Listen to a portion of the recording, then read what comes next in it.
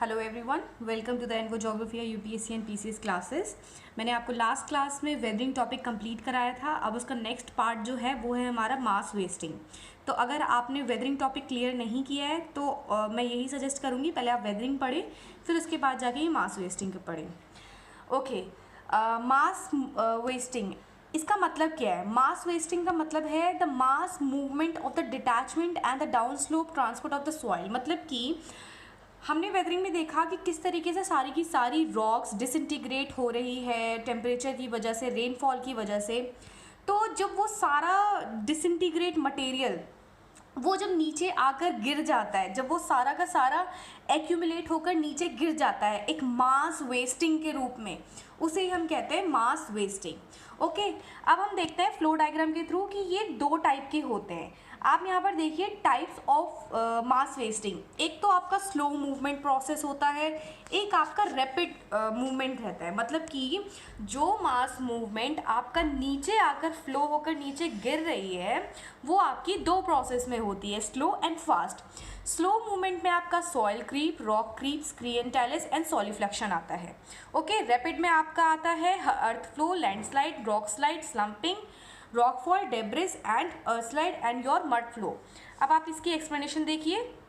तो सबसे पहले हम देखते हैं ये स्लो मूवमेंट। ठीक है, तो इसके अंदर आता है हमारा सॉइल क्रीप। मतलब सबसे पहले तो समझते हैं क्रीप का मतलब क्या है। जब क्वाइटली जब सारी चीज़ें टूटकर नीचे गिरती है, ठीक है, उसे हम क्रीपिंग कहते हैं। ओके, तो मतलब क्रीपिंग किसकी हो रही है? सॉइल की क्रीपिंग हो रही है मास वेस्टिंग में। तो सॉइल की क्रीपिंग कैसे होती है? मैंने आपको वेदरिंग में साफ साफ पढ़ाया था कि what are the causes behind this creeping. First, heating and cooling, growth of frost needles and alternate drying and melting process. ये हमने वेदरिंग में अच्छे से क्लियर करा था। तो ये उसके कॉजेज होते हैं। ओके, साथ के साथ हम देखते हैं कि कोई भी एक एनिमल जब बार बार किसी मिट्टी के ऊपर, किसी रॉक के ऊपर बार बार चलता रहता है, ओके, तो उससे क्या होता है कि वहाँ पर फिर ट्रैम्पलिंग होनी शुरू हो जाती है। मतलब कि मिट्टी का कुचलना शुरू हो जाता है। ओके, अब आप यहाँ पर देखिए, मैंने डायग्राम के थ्रू समझाया है। अब आप देखिए, मैंने यहाँ पे डायग्राम के थ्रू समझाया है कि अब ये आपका एक ये इस तरीके से ये रॉक है कि कैसे मतलब रॉक यहाँ पर हिली एरिया से सारी चीज़ें टूटकर नीचे गिरती है और नीचे जाकर एक्यूमुलेट हो जाती है। ठीक है, तो ये आपका ये डाउन स्लोप एरिया, आप इसका स्ट्रक्चर देखकर ही पता कर सकते हैं। तो इसे ही हम कहते हैं सॉइल क्रीप। सॉइल के नीचे क्या होती है? हमारी रॉक होती है। ठीक है, मतलब कि हमारा जब सॉइल का स्ट्रेटा, जो सॉइल की जो लेयर है, जब वो टूट के नीचे गिरती है तो उसके नीचे हमें रॉक मिलता है। जब रॉक डिसइंटीग्रेट होकर नीचे आकर गिरता है in under the influence of your gravity, तो that is called your rock creep. अब आप यहाँ पर देखिए रॉक क्रीप का स्ट्रक्चर देख सकते हैं कि यहाँ पर पहले रॉक पूरी इस तरीके से स्क्वायर शेप में रही होगी। ओके, फिर यहाँ पे ये सारी वेजिटेशन, आधा वेजिटेशन टूट कर नीचे गिर रहा है, तो किस तरीके से डाउन स्लोप एरिया बना के चला गया है, तो इसे हम रॉक क्रीप कहते हैं। ठीक है, रॉक डेब्रिस आपकी उसी चीज़ से बनती है। अच्छा, अब आप यहाँ पर देखिए, जब रॉक टूटकर छोटे छोटे पार्टिकल्स बना देती हैं, मतलब डेब्रिस बना देती हैं, तो ये स्क्रीएंटाइलिस लैंडफॉर्म क्रिएट करता है। कहाँ पर क्रिएट करता है? फुट हिल्स जोन में। ओके, फुट हिल जोन मतलब कि पहाड़ों के नीचे। ओके, तो ये आपका स्क्रीएंटाइलिस फॉर्म में हमें देखने को मिलता है। नेक्स्ट आप देखिए कि जब कॉनिकल शेप में आपको देखने को मिलेगा कोई भी डेब्रिस, तो उसे हम टेलिस कोन कहते हैं। ओके, अब आप देखिए यहाँ पे लास्ट है सॉलिफ्लेक्शन। सॉलिफ्लेक्शन क्या है? सॉली का मतलब होता है सॉइल एंड फ्लक्शन का मतलब होता है फ्लो। ओके, तो मतलब कि हम कोल्ड एरियाज़ में जब सॉइल मूव करते हैं, तो आप खुद सोचिए कोल्ड एरियाज़ में तो प्रॉपरली मूवमेंट होगी नहीं, वो कोल्डनेस की वजह से वो सैचुरेटेड होना शुरू हो जाएंगे, मतलब कि वो कहीं ना कहीं इकट्ठे होना शुरू हो जाएंगे। ठीक है, तो आप अब यहाँ पर एक डायग्राम देखिए। यहाँ मैंने ये इस तरीके से आपको स्ट्रेटा दिख रहे होंगे, मतलब इस तरीके से ब्रेक डाउन दिख रहा है। यहाँ से पहले रॉक टूटी, सॉइल का मूवमेंट हुआ, फिर यहाँ पर जाके एक्यूमुलेट हो गया, फिर यहाँ से टूटा, फिर नेक्स्ट में आपका एक्यूमुलेट हो गया। तो ये इस तरीके की आपकी एक टेरेस लेयर फॉर्म करता है, इसे ही हम कहते हैं सॉलिफ्लेक्शन।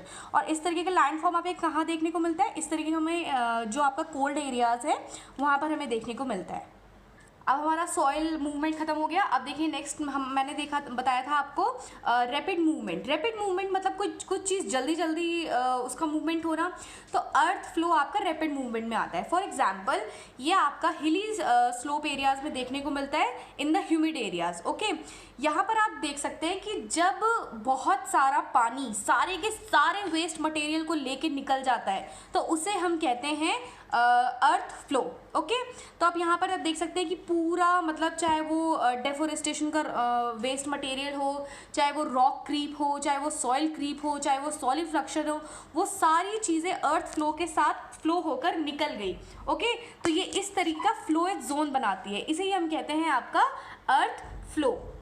Next is landslides and we all know about it कि लैंडस्लाइड क्या है। ये हमें हिली एरियाज़ में देखने को मिलते हैं काफ़ी ज़्यादा, जब लार्ज मासेस ऑफ रॉक्स जो होती हैं जब वो सारी की सारी ब्रेक डाउन होकर नीचे गिर जाती है और काफ़ी डिजास्टर्स इम्पैक्ट देती है, उसे हम लैंडस्लाइड कहते हैं। अच्छा, लैंडस्लाइड क्यों होती है, मैं डिज़ास्टर की सीरीज़ भी स्टार्ट करूँगी तो उसमें हम अच्छे से सीखेंगे इसको। अभी आप ये देखिए कि लैंडस्लाइड भी एक मास मूवमेंट का एक पार्ट है। नेक्स्ट आप देखिए रॉक स्लाइड। रॉक स्लाइड क्या है, जहाँ पर मास ऑफ रॉक मतलब बहुत सारे रॉक्स रोल डाउन होकर नीचे गिरते हैं। ओके, उसे हम कहते हैं रॉक स्लाइड। और साथ ही साथ जब ये सेटल डाउन हो जाते हैं माउंटेन के बेस में, मतलब नीचे जाकर जब ये रॉक जो है जब नीचे जाकर माउंटेन के नीचे सेट हो जाती है, उसे हम रॉक स्लाइड कहते हैं। नेक्स्ट अब आप यहाँ पर डायग्राम भी देख सकते हैं रॉक स्लाइड का कि किस तरीके से सारे रॉक्स, ये छोटे छोटे बोल्डर्स मैंने बनाए हैं, किस तरीके से सारे छोटे छोटे बोल्डर नीचे बेस बनकर एक्यूमुलेट हो गए। नेक्स्ट देखिए आप स्लम्पिंग। स्लम्पिंग आपका कैसे होता है, स्लम्पिंग आप इस डायग्राम से समझिए कि मतलब ये धीरे धीरे डिसइंटीग्रेट करता है, रुक रुक कर डिसइंटीग्रेट करता है, इसलिए इस तरीके की ये लैंडफॉर्म फॉर्म कर लेता है। ओके, तो स्लम्पिंग क्या है, ये आपका इन्वॉल्व्स इंटरमिटेंट स्लाइडिंग, मतलब कि रुक रुक कर धीरे धीरे और फिर जाकर दोबारा से उस पर डिसइंटीग्रेट होना, उसे ही हम स्लम्पिंग कहते हैं।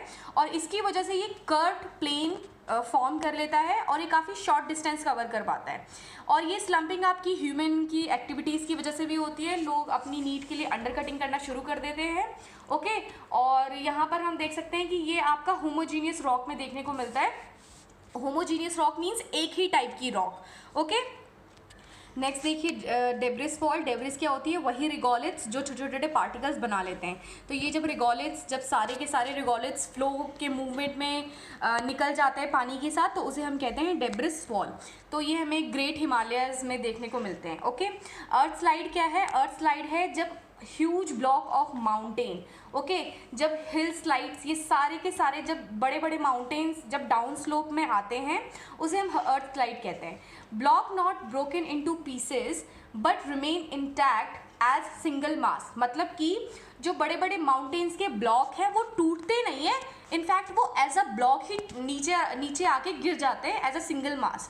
और मड फ्लो आप यहाँ पर देख सकते हैं लास्ट। या मड का मतलब क्या होता है, मतलब कि जो मडी एरियाज होते हैं, जो आपके ये कीचड़ होते हैं, वो काफ़ी हैवी कंसिस्टेंसी में देखने को मिलता है। ठीक है, और ये साथ ही साथ आपके काफ़ी डीप वैली एरियाज़ को भी क्रिएट करते हैं। मड फ्लो आपका डीप हैवी वैली एरियाज़ को भी क्रिएट करता है। ओके, और यहाँ पर आप देख सकते हैं कि ये डायग्राम में मैंने किस तरीके से पूरे रॉकी एरियाज़ है, और यहाँ पर ये जो नीचे नीचे आपका कंसिस्टेंसी दिखा रहा है, this area is called a mud flow. तो यहाँ हमारा टॉपिक कंप्लीट होता है वेदरिंग और mass wasting. Thank you and please like and subscribe my channel. अगर आपने ये इससे पहले वेदरिंग नहीं देखा है तो मैं यही सजेस्ट करूँगी आप पहले वेदरिंग देखें। Thank you.